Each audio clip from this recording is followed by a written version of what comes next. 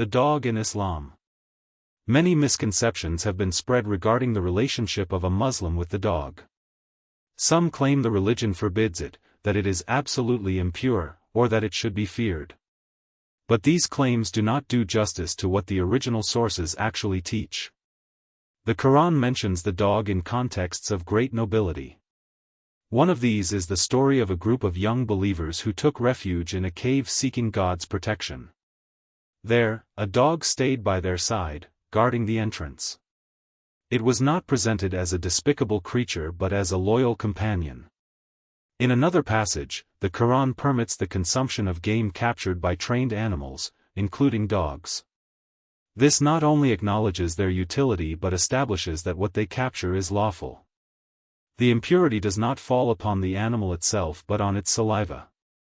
That saliva breaks ritual purity, and for this reason, a rule of hygiene was established that protected both physical health and prayer. It was also transmitted that angels do not enter a house where there is a dog. This saying does not seek to encourage hatred but to highlight the importance of maintaining an environment conducive to spiritual blessing. Therefore, the presence of dogs inside the home without a necessity is discouraged, although their companionship in appropriate spaces is not forbidden. There is a narration that speaks of the black dog, saying it is a shaitan.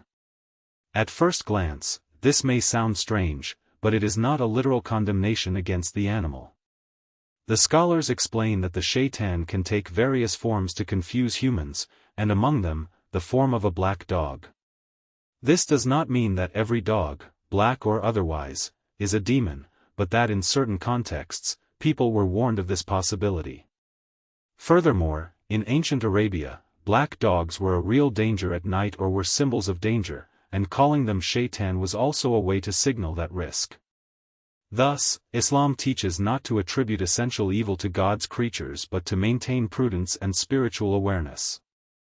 In short, Islam does not reject the dog.